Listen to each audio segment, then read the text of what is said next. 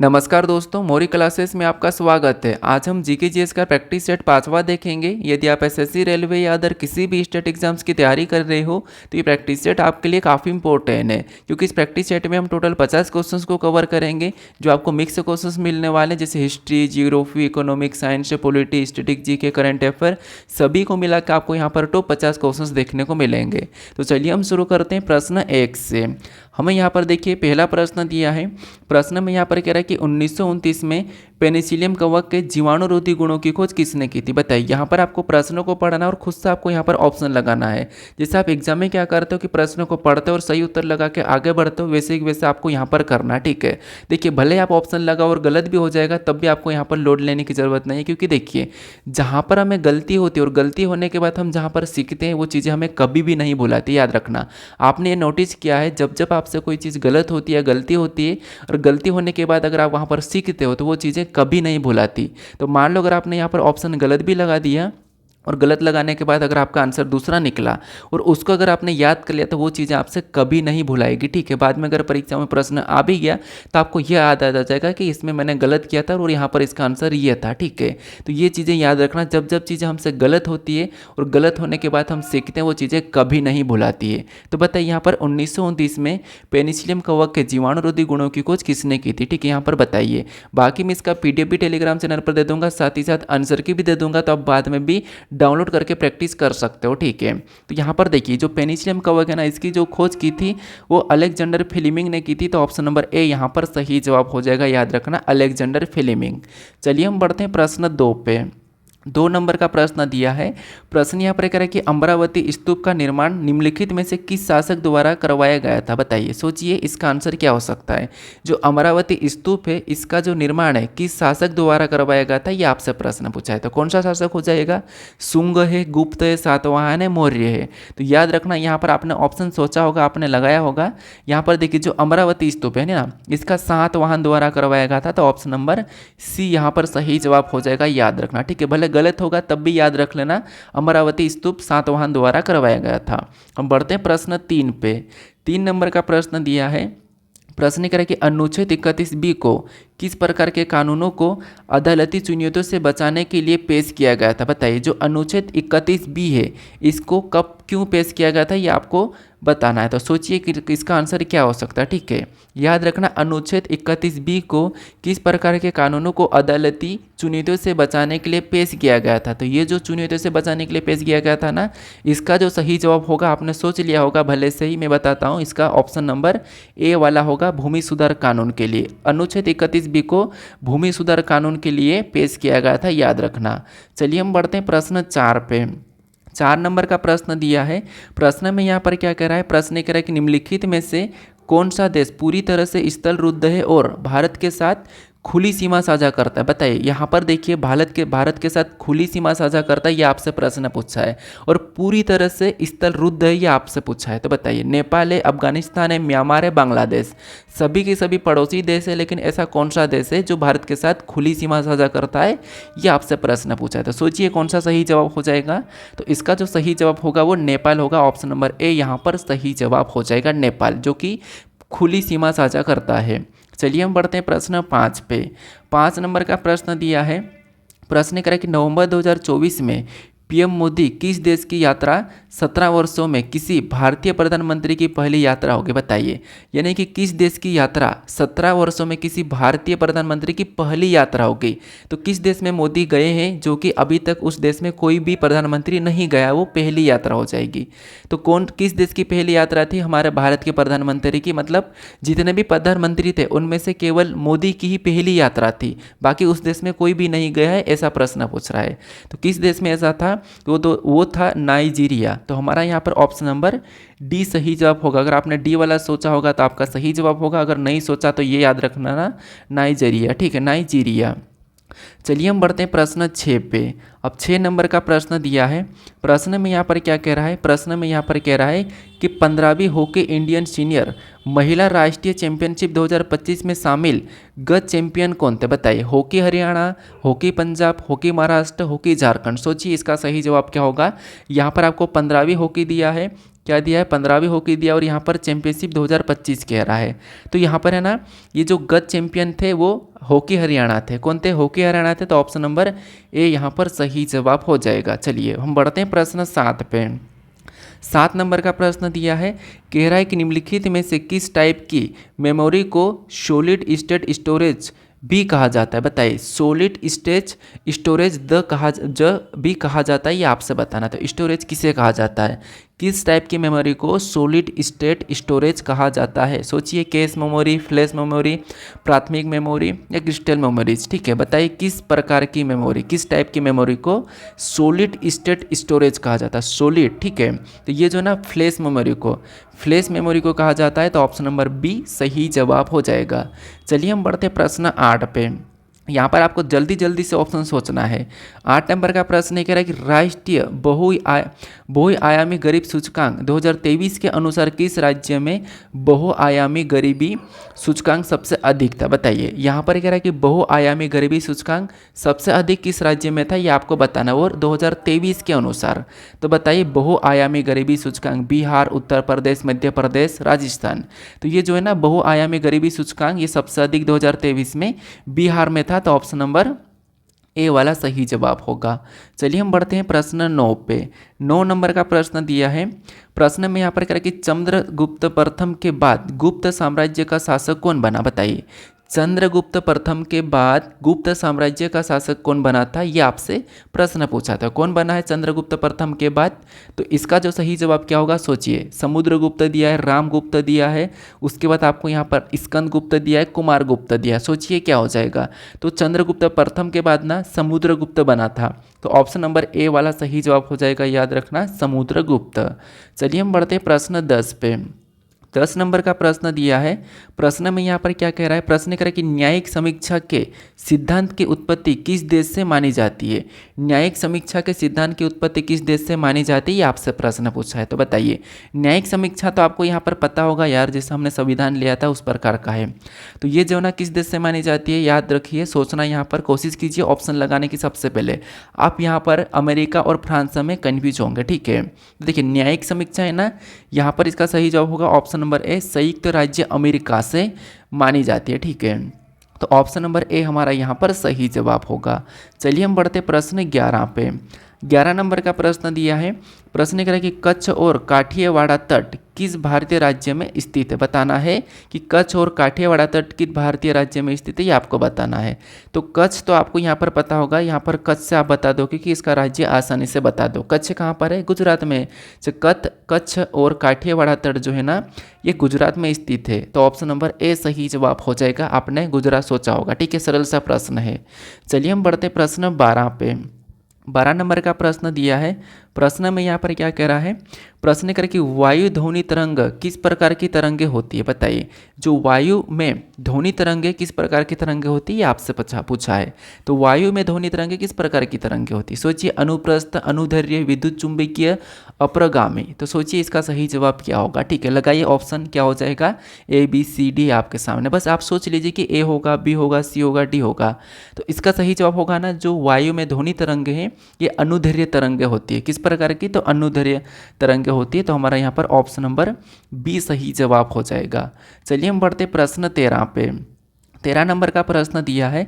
प्रश्न यहाँ प्रकार की पाइका निम्नलिखित में से किस राज्य का प्रसिद्ध लोक नृत्य? बताइए, जो पाइका है ना, ये किस राज्य का प्रसिद्ध लोक नृत्य, ये आपसे पूछा है। बताइए, सोचिए, पाइका इम्पोर्टेंट है, पूछा जाता है लेकिन बहुत कम पढ़ाते हैं। ठीक है, बताइए पाइका निम्नलिखित में से किस राज्य का प्रसिद्ध लोक नृत्य है? बताइए किस राज्य का है? तो ये है ना झारखंड का है। कहाँ का है? झारखंड का है। तो ऑप्शन नंबर डी इस प्रश्न का सही जवाब होगा, झारखंड। पाइका झारखंड, याद रखना। चलिए हम बढ़ते प्रश्न 14 पे। 14 नंबर का प्रश्न दिया है। कह रहा है कि यहाँ पर शेखर कपूर को 2025 में किस क्षेत्र में उनके कार्य के लिए पद्म भूषण से सम्मानित किया गया था? बताइए, शेखर कपूर को 2025 में किस क्षेत्र में उनके कार्य के लिए पद्म भूषण प्राप्त सम्मानित किया गया था? किस क्षेत्र में, ये आपसे बताना है। तो बताइए यहाँ पर सही जवाब क्या होगा? इसको ना कला के क्षेत्र में, शेखर कपूर को कला के क्षेत्र में। तो हमारे यहाँ पर ऑप्शन नंबर बी सही जवाब हो जाएगा। कला के क्षेत्र में इसको पद्म भूषण से सम्मानित किया गया था। चलिए हम बढ़ते प्रश्न 15 पे। 15 नंबर का प्रश्न दिया है। यहाँ पर प्रश्न क्या कह रहा है? प्रश्न कह रहा है कि यहाँ पर सर्वोच्च न्यायालय में न्यायाधीशों की नियुक्ति करते समय राष्ट्रपति को निम्नलिखित में से किससे प्रारंभ करना चाहिए। ठीक है, देखिए ये प्रश्न तो शायद से रिपीट हुआ है क्योंकि हमने पिछले वाले प्रैक्टिस सेट में भी देखा था। ठीक है, तो बताइए सर्वोच्च न्यायालय में न्यायाधीशों की नियुक्ति करते समय राष्ट्रपति को निम्नलिखित में से किससे प्रारंभ करना चाहिए, मतलब किससे।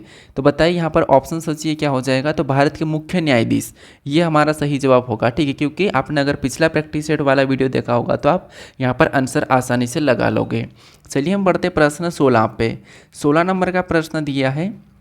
प्रश्न यहाँ पर करें कि सिंधु घाटी सभ्यता की प्रसिद्ध नर्तकी की प्रतिमा बनाने के लिए किस पदार्थ का उपयोग किया गया था। बताइए यहाँ पर है ना, सिंधु घाटी सभ्यता की प्रसिद्ध नर्तकी की प्रतिमा बनाने के लिए किस पदार्थ का उपयोग किया गया था, ये आपको बताना।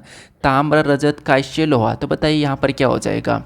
हमारा यहाँ पर जो सही जवाब होगा वो कांस्य होगा। क्या हो जाएगा, कांस्य। तो कांस्य हमें कहाँ पर दिया है, ऑप्शन नंबर सी में दिया है। तो अगर आपने सी सोचा होगा तो आपका सही जवाब हो जाएगा कि जो सिंधु घाटी सभ्यता की प्रसिद्ध नर्तकी की प्रतिमा को बनाने के लिए ना जो पदार्थों का यूज़ करा वो कांस्य का। चलिए हम बढ़ते प्रश्न 17 पे।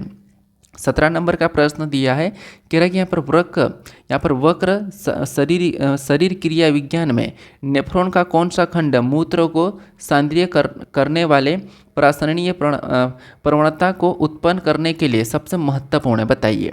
तो बताइए यहाँ पर है ना, नेफ्रॉन का कौन सा। तो ये हमारा साइंस का क्वेश्चन है, विज्ञान का क्वेश्चन। बताइए क्या सही जवाब होगा।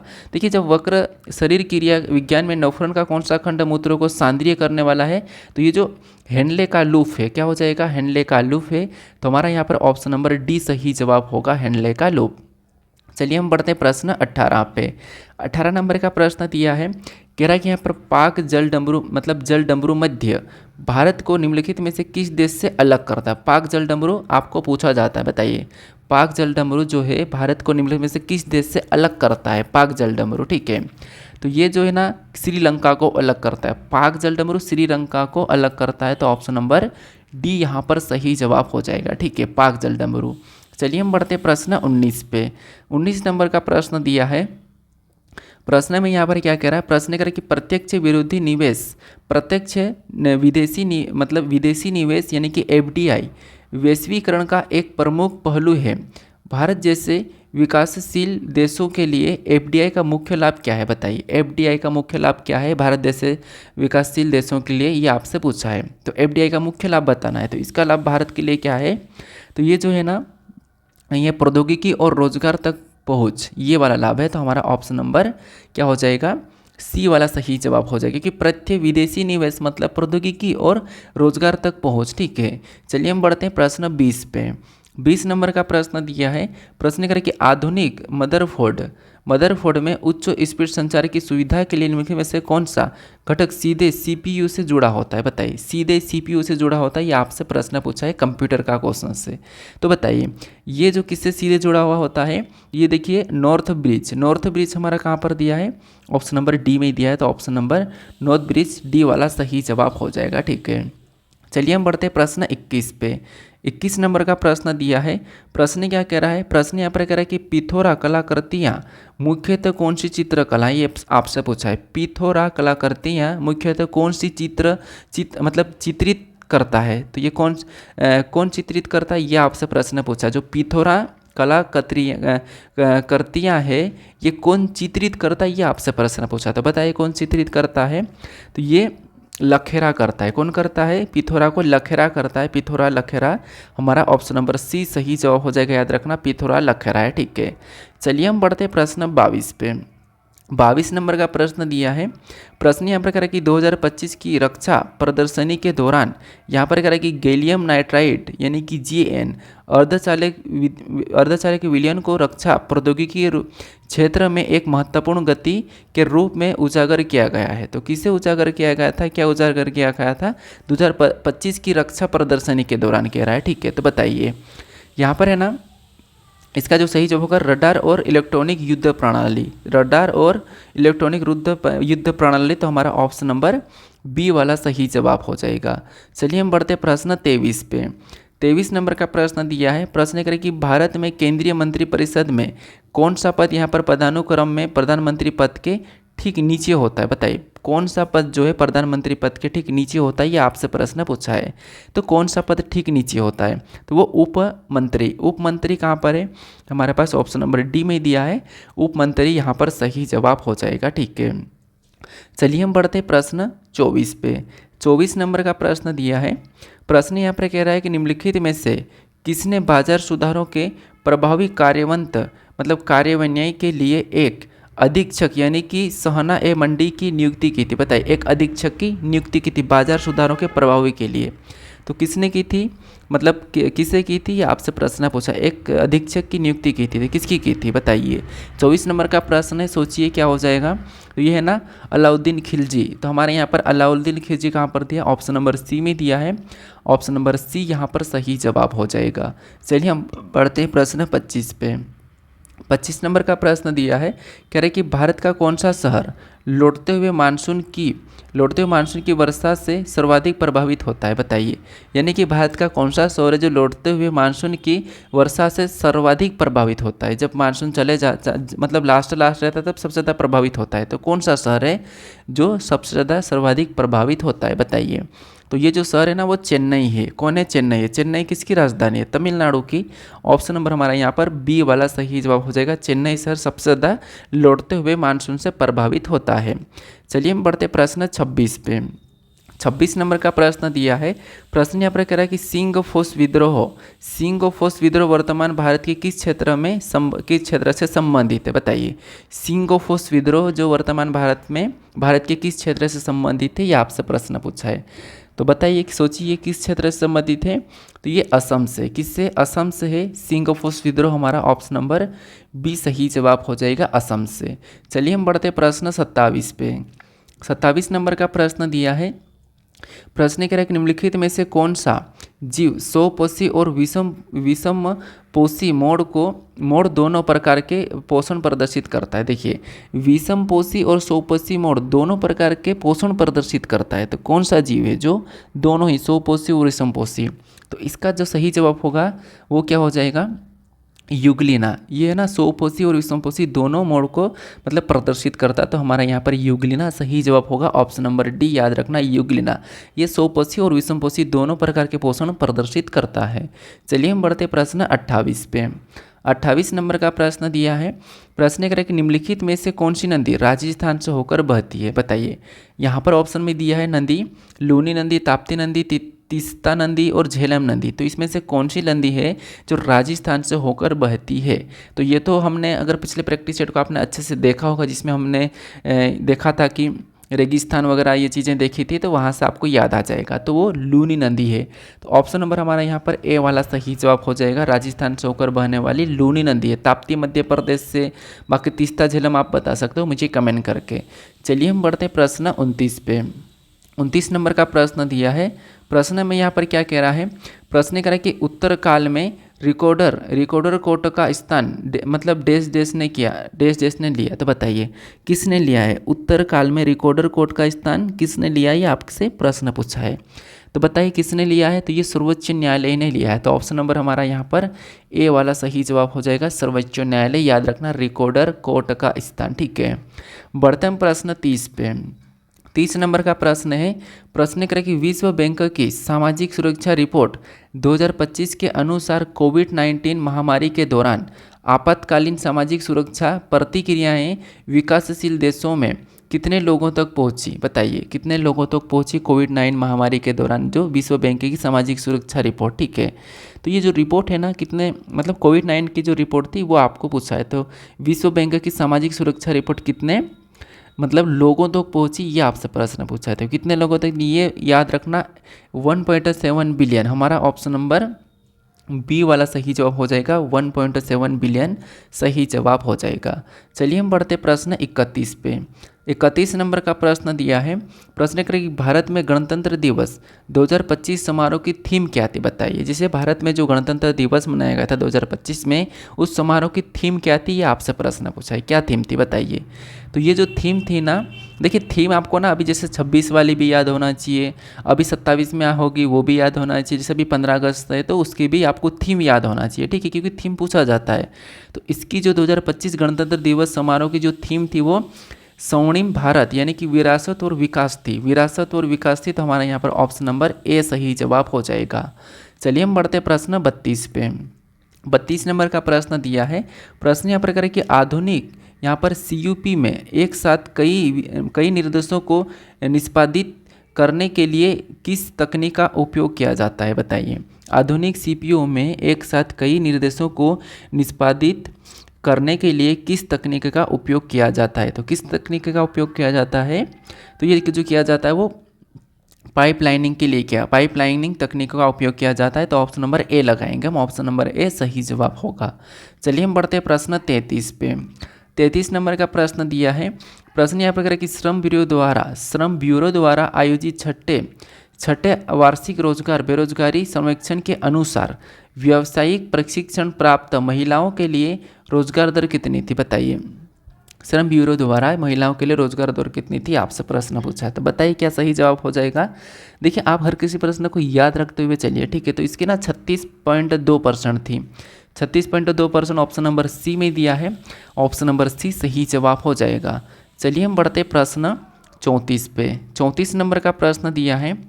प्रश्न यहाँ पर कह रहा है कि निम्नलिखित में से किसने ब्रिटिश नील बागान मालिकों के विरुद्ध, यहाँ पर कह रहा है कि बारासात विद्रोह के नाम से प्रसिद्ध सक्रिय असहयोग आंदोलन का नेतृत्व किया है, बताइए। बारासात विद्रोह आपसे प्रश्न पूछा, बारासात विद्रोह के नाम से प्रसिद्ध सक्रिय असहयोग आंदोलन का नेतृत्व किया है, तो बारासात विद्रोह के नाम से किया। वो असहयोग आंदोलन में जो नेतृत्व किया है ना, वो बारासात विद्रोह के नाम से किया, तो बताइए किसने किया है, आपको ये बताना है। तो सोचिए 34 नंबर का क्या सही जवाब होगा। तो ये टीटू मीर ने किया था। किसने? टीटू मीर। हमारा ऑप्शन नंबर ए सही जवाब हो जाएगा। बारासात विद्रोह के नाम से प्रसिद्ध सक्रिय असहयोग आंदोलन का नेतृत्व टीटू मीर।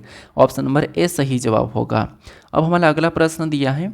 प्रश्न यहाँ पर क्या कह रहा है कि 14 संशोधन अधिनियम 1962 के द्वारा भारत में किस केंद्र शासित प्रदेश को शामिल किया गया था, बताइए। किस केंद्र शासित प्रदेश को शामिल किया था 1962 में? ये प्रश्न रिपीट हो रहा है, हमने पिछले प्रैक्टिस सेट में देखा भी था। तो ये पुदुचेरी को किया था 14वें संशोधन अधिनियम के तहत 1962 में पुदुचेरी। ये तो हमारा प्रश्न रिपीट है, ठीक है। बढ़ते हैं प्रश्न 36 पे। 36 नंबर का प्रश्न है। प्रश्न करें कि भारत में अवभूमि सिंचाई मुख्यतः निम्नलिखित में से किन क्षेत्रों के लिए उपयुक्त होती है। भारत में अवभूमि सिंचाई मुख्यतः निम्नलिखित में से किस क्षेत्रों से उपयुक्त होती है, आपको बताना चाहिए किस क्षेत्र के लिए उपयुक्त होती है अवभूमि सिंचाई। अवभूमि सिंचाई है ना, ये जो उच्च जल स्तर क्षेत्रों के लिए है। किसके लिए है? उच्च जल स्तर क्षेत्रों के लिए। तो हमारा यहाँ पर ऑप्शन नंबर ए सही जवाब हो जाएगा। चलिए हम बढ़ते प्रश्न 37 पे। 37 नंबर का प्रश्न दिया है। कह रहा है कि फरवरी 2025 में भारत कोकिला सरोजिनी नायडू की स्मृति में कौन सा दिवस मनाया गया है, बताइए। जो कोकिला सरोजिनी नायडू की स्मृति में कौन सा दिवस मनाया गया था फरवरी 2025 में, ये आपसे बताना है। तो बताइए इसका सही जवाब क्या होगा। तो ये जो राष्ट्रीय महिला दिवस मनाया था, कौन सा? और राष्ट्रीय महिला दिवस, क्योंकि महिला है तो महिला दिवस मनाया था, याद रखना। ऑप्शन नंबर सी सही जवाब हो जाएगा। चलिए राष्ट्रीय महिला दिवस आपको पता कब मनाया जाता है? अगर पता है तो आप कमेंट करके बताओ। अंतर्राष्ट्रीय महिला दिवस तो आपको पता होगा 8 मार्च। चलिए हम बढ़ते हैं प्रश्न 38 पे। 38 नंबर का प्रश्न दिया है। प्रश्न यहाँ पर करके निम्नलिखित में से किन गुफाओं में पाषाण युगीन शैल चित्र पाए गए थे, बताइए। किन गुफाओं में पाषाण युगीन शैल चित्र पाए गए थे? पाषाण युगीन का तो यहाँ पर तो देखिए हमने पहले भी देखा था। इसका सही जवाब क्या हो जाएगा? तो देखिए जो पाषाण युगीन में जो गुफा थी वो तो मध्य प्रदेश के पास जो भोपाल है, भोपाल में रायसेन में शायद से गुफा है ना, वो वाली गुफा है। क्योंकि उस गुफा में है ना शैल चित्र यानी कि चित्र बने हुए थे, उसको देखा था। कौन देखा था? तो शायद विष्णु करने एक ट्रेन से जा रहा था और उसने उतर के देखा था, ऐसा कुछ आपने सोचा होगा। जैसे कि वो भोपाल से बैठ के जा रहा था ट्रेन में, हम कहानी बनाते हैं, भोपाल से बैठ के जा रहा था ट्रेन में, विष्णुधर ऐसा कुछ है, ठीक है। वो बैठ के जा रहा था, वो उसने ट्रेन में झांक के देखा बाहर कि ये तो कोई चित्र दिख रहे, कोई पत्थर के चित्र बनाए हुए दिख रहे थे। उसने उतरा, मतलब स्टेशन पे उतरा होगा और वहाँ पे उस गुफा में गया और ये भीमबेटका की गुफा की खोज इसने की थी, ठीक है, किसकी, भीमबेटका गुफा की खोज। तो आप जब ट्रेन में जाते तो आप क्या करते मालूम, वहाँ पर रील देखते होंगे, आइट साइड बाजू पे सीटों पे देखते होंगे, आप ये चीज़ों पे नोटिस नहीं करोगे। तो जो इंसान ट्रेन में बैठ रखा था और वो ये छोटी सी चीज़ें खिड़की से देख कर वो इतनी बड़ी चीज़ को उसने नाम रोशन कर लिया, ठीक है, भीमबेटका की खोज कर ली है। तो यहाँ पर हमारा ऑप्शन नंबर कौन सा हो जाएगा, बी वाला, भीमबेटका की गुफाएं, ठीक है, याद रखना। चलिए हम बढ़ते प्रश्न 39 पे। 39 नंबर का प्रश्न दिया है।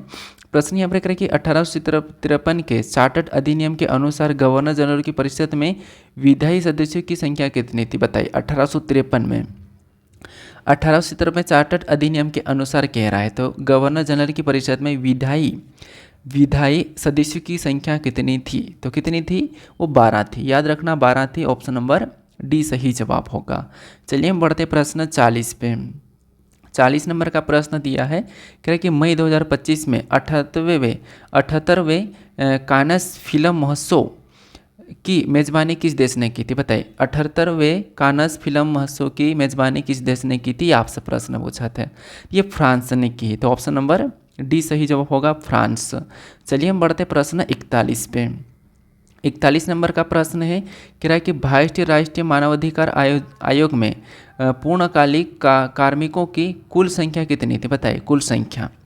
तो ये जो कुल संख्या थी वो थी अध्यक्ष और 5 सदस्य, अध्यक्ष और 5 सदस्य, तो मतलब यहाँ पर अध्यक्ष का बताया गया नहीं, लेकिन 5 सदस्य याद रखना, ऑप्शन नंबर ए वाला। चलिए हम बढ़ते प्रश्न 42 पे। 42 नंबर का प्रश्न दिया है, कह रहा कि यदि HF एक दुर्बल अम्ल है और इसके संयुग्मी क्षार F- की प्रबल के बारे में क्या अनुमानित लगाया जा सकता है, बताइए, क्या अनुमानित लगाया जा सकता है। मतलब HF एक दुर्बल अम्ल है, तो इसका जो अनुमानित लगाया जाता है यह एक दुर्बल क्षार, ये लगाया जाएगा, एक दुर्बल क्षार, यह एक दुर्बल क्षार का अनुमान लगाया जा सकता है। चलिए हम बढ़ते प्रश्न 43 पे। 43 नंबर का प्रश्न, बताइए कौन सी भूमि आकृति संरचना यहाँ पर शिवालिक के समांतर स्थित है और लगभग 8 से 16 किलोमीटर चौड़ी है, बताइए कौन सी भू आकृति संरचना जो लगभग 8 से 16 मीटर चौड़ी है। ये शिवालिक भी कह रहा है, ठीक है, शिवालिक के समांतर स्थित है, तो बताइए कौन सी भू आकृति है। तो वो जो भू आकृति वो 2 आब है, कौन है, 2 आब, नहीं 2 आब नहीं होगी यार, इसकी तो होगी यहाँ पर हमारी भाबर होगी, जो उत्तर प्रदेश में शायद, कौन सी, भाबर होगी, जो 8 से 16 किलोमीटर चौड़ी है। तो हमारा यहाँ पर ऑप्शन नंबर कौन सा, सी वाला होगा, भाबर, याद रखना। चलिए हम बढ़ते हैं प्रश्न 44 पे। 44 नंबर का प्रश्न दिया है, कह रहा है कि यहाँ पर अल्जीरिया आधिकारिक तौर पर न्यू डेवलपमेंट बैंक यानी कि NDB का सदस्य कब बना था, रिपीट क्वेश्चन है, पिछले प्रैक्टिस सेट में हमने देखा था, पिछले चौथे या तीसरे में देखा था, बताइए, ये गलत नहीं होना चाहिए, ठीक है, ये वाला प्रश्न गलत नहीं होना चाहिए क्योंकि हमने देख लिया था। तो अल्जीरिया है ना आधिकारिक तौर पर, ये तो मई 2025, आसानी से बता दोगे, मई 2025 में। चलिए हम बढ़ते प्रश्न 45 पे। 45 नंबर का प्रश्न दिया है, आर्थिक सर्वेक्षण 2023-24 के अनुसार 2030 तक भारत की कितनी प्रतिशत आबादी के नगरीय क्षेत्र में रहने वाले संभावना है, मतलब नगरीय क्षेत्र में रहने की संभावना है कितनी। आर्थिक सर्वेक्षण 2023-24 अनुसार 2030 तक भारत की कितनी प्रतिशत आबादी नगरीय क्षेत्र में रहने की संभावना है, नगर में रहने की संभावना है 2030 तक। ये टोटल हमारे पास 35 क्वेश्चन हो चुके हैं और आपने अभी तक मेरे जीके मोरी चैनल को अगर अभी तक सब्सक्राइब नहीं करा है तो आप इस चैनल को सब्सक्राइब कर लीजिए, ठीक है, क्योंकि आपको मैं जीके के आगे के सेट इस चैनल पर करवाऊंगा। यहाँ पर 1000 लोग जुड़ने वाले हैं, तो इस चैनल को आप सब्सक्राइब कर लीजिएगा, ठीक है। तो ये जो है ना, इसका जो सही जवाब होगा वो 40%, कितनी, 40% जो है ना वो नगरीय क्षेत्र में रहने की संभावना है। तो ऑप्शन नंबर बी हमारा यहाँ पर सही जवाब हो जाएगा, याद रखना। चलिए हम बढ़ते प्रश्न 46 पे। 46 नंबर का प्रश्न दिया है, प्रश्न यहाँ पर कह रहा है कि निम्नलिखित में से किसे भारत का यहाँ पर करके इस्पात शहर माना जाता है। ये भी क्वेश्चन रिपीट है, किसे माना जाता है, इस्पात शहर। ये भी आपसे गलत नहीं होना चाहिए, 2-3 क्वेश्चन रिपीट हो रहे हैं तो गलत नहीं होना चाहिए। जमशेदपुर को माना जाता है, किसे, इस्पात शहर जमशेदपुर को माना जाता है। चलिए हम बढ़ते प्रश्न 47 पे। 47 नंबर का प्रश्न दिया है, प्रश्न कह रहा है कि निम्नलिखित में से कौन सा तापमापीय गुणधर्म नहीं है। तापमापीय गुणधर्म नहीं है, आपसे प्रश्न पूछा है। तो कौन सा तापमापीय गुणधर्म नहीं है? तो पदार्थ का रंग जो तापमापीय गुणधर्म नहीं है। तो ऑप्शन नंबर हमारा कौन सा वाला? ए वाला सही जवाब होगा। चलिए हम बढ़ते प्रश्न 48 पे। 48 नंबर का प्रश्न दिया है। प्रश्न कर कि भोलानाथ सिंह निम्नलिखित में से किस विद्रोह के लीडर थे? बताइए, भोलानाथ सिंह निम्नलिखित में से किस विद्रोह के लीडर थे? भोलानाथ भी इम्पोर्टेंट है यार। बताइए किस विद्रोह के लीडर थे? तो ये जो भोलानाथ सिंह है ना, ये हमारे तमार विद्रोह के लीडर थे। तो ऑप्शन नंबर बी सही जवाब हो जाएगा। भोलानाथ सिंह तमार विद्रोह के लीडर थे। चलिए हम बढ़ते प्रश्न 49 पे। 49 नंबर का प्रश्न दिया है यहाँ पर कि राज्य सहकारी समिति अधिनियम में परिवर्तन क्यों किया गया है? बताइए, राज्य सहकारी समिति अधिनियम में परिवर्तन क्यों किया? ये आपसे प्रश्न पूछा है। तो क्यों किया गया? क्योंकि कार्य पद्धति की खराब गुणवत्ता, इसलिए किया गया है। तो ये कहाँ पर दिया है? ऑप्शन नंबर सी में दिया है, कार्य पद्धति की खराब गुणवत्ता के लिए किया गया। तो ऑप्शन नंबर सी सही जवाब होगा। चलिए हम बढ़ते प्रश्न 50 पे। 50 नंबर का प्रश्न है यहाँ पर करें कि मार्च 2025 में भारतीय सशस्त्र बलों के बलिदान के सम्मान में राष्ट्रीय रक्षा दिवस कौन सी वर्षगांठ मनाई गई? राष्ट्रीय रक्षा दिवस की कौन सी वर्षगांठ मनाई गई? आपसे प्रश्न पूछा है। बताइए, लास्ट क्वेश्चन से बताने की कोशिश कीजिए कि इसका सही जवाब क्या होगा। तो 87 वर्षगांठ यानी कि 87वीं वर्षगांठ हमारा ऑप्शन नंबर डी सही जवाब हो जाएगा। ठीक है, याद रखना ऑप्शन नंबर डी। बाकी अगर आपने चैनल को अभी तक सब्सक्राइब नहीं करा तो आपको यहाँ पर लोगो दिखाई देगा, उस लोगो पर क्लिक करके चैनल को सब्सक्राइब कर लीजिए। इससे पहले वाला वीडियो को नहीं देखा तो यहाँ पर क्लिक करके देख लीजिए, प्ले लिस्ट आपको यहाँ पर ऊपर देखने को मिल जाएगी। ठीक है, बाकी जीके मोरी चैनल को सब्सक्राइब कर लीजिए। अब मिलता हूँ नेक्स्ट वीडियो में।